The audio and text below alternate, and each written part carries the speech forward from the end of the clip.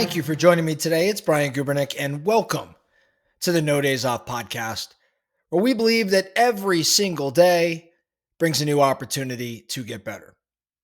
In today's episode, we're talking about something that I think quietly determines whether you're going to win or you're going to stay stuck. And that's your habits. There are habits that build momentum, that compound success, that I think elevate your performance. And then there are habits that stand in the way, habits that erode it all.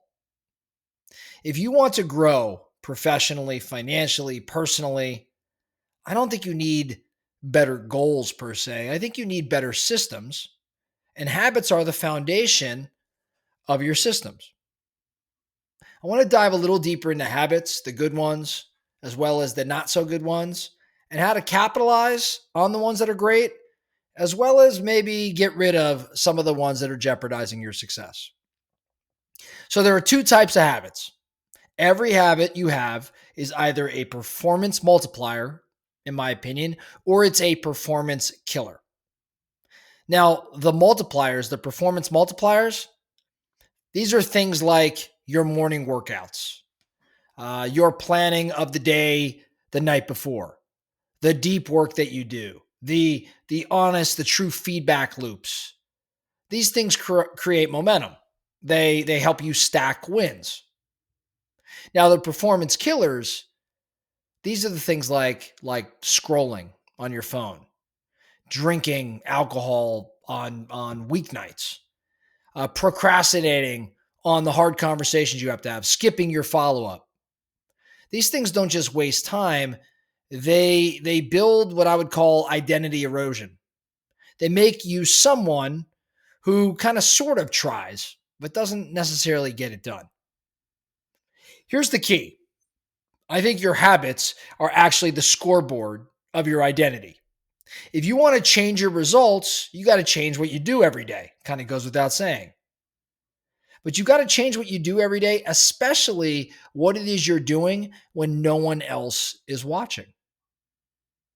Now, bad habits stick. Bad habits are sticky. And that's because they follow this loop.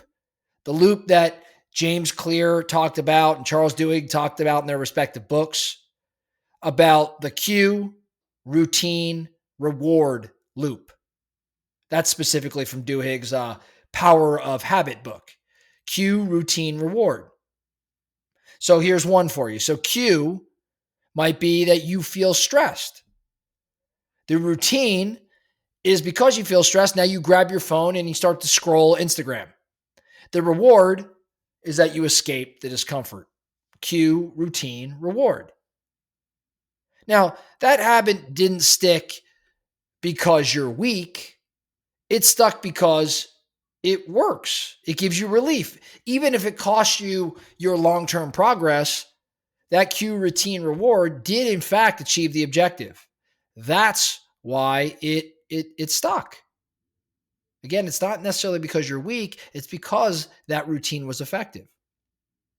James Clear said in Atomic Habits, you do not rise to the level of your goals. You fall to the level of your systems. See, your bad habits, in my opinion, are really just a broken system that keeps giving you or paying you with some sort of small reward. But what it's also really doing is stealing the long-term result that you actually want.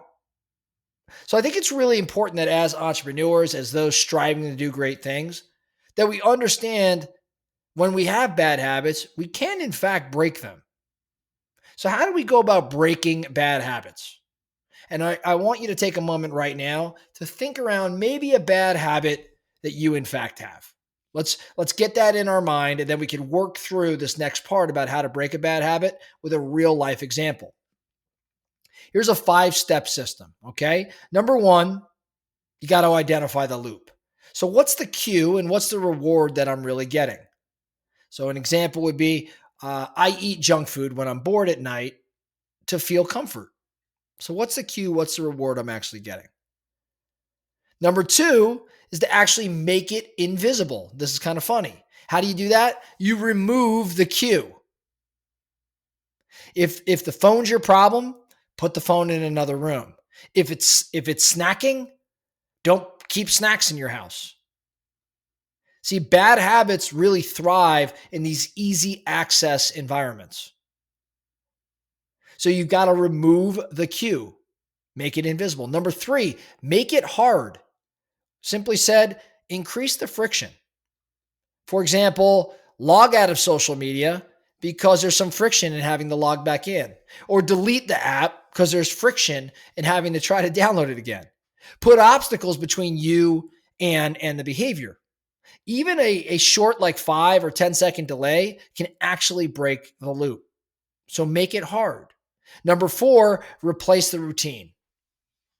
Now keep the reward, but change the behavior. So instead of scrolling to relax, maybe go for a walk and relax. Instead of sugar, maybe drink water or stretch.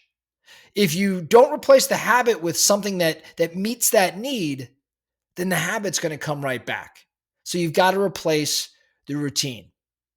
And then number 5, and I think this one's so important, at least in my journey to break some habits, you've got to anchor to identity. What do I mean?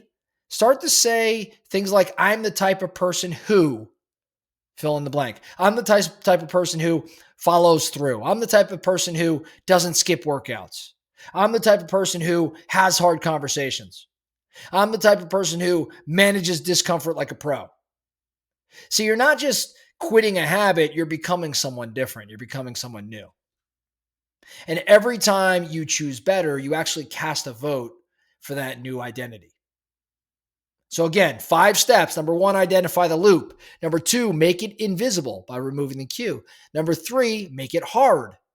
Number 4, replace the routine. Number 5, anchor to identity. Now, here's the trap to all of this. Here's the trap. You don't actually need to hit rock bottom to make a change, but many people will actually wait until the consequences pile up.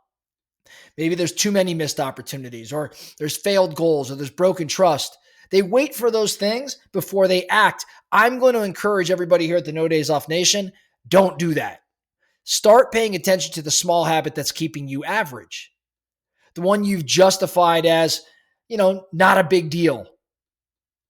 That's probably the one to kill today. Because if you don't break it, it's going to break you. Not overnight, but eventually. And it'll probably do it in a silent sort of way. And it'll be silent until it's too late. So here's my call to action. I want you to write down one habit that you know is holding you back. Maybe it's the one you had in your head earlier. And I want you to do a deeper dive on this. Write that habit down, or maybe it's another habit since you've worked through this exercise once, and then follow that 5-step process to replace it. Be specific, be honest, be ruthless. Maybe text it to a friend, tell your spouse, make it real. And I don't know, maybe for bonus, for every bad habit you break, replace it with a 2-minute micro habit that supports your future self. Because I think we've got to start stacking wins here, not just stopping losses. I think there's a lot of opportunity here. That's all I have for you today, the No Days Off podcast. Thank you so much for listening. And remember, every single day brings a new opportunity to get better. So let's get after it.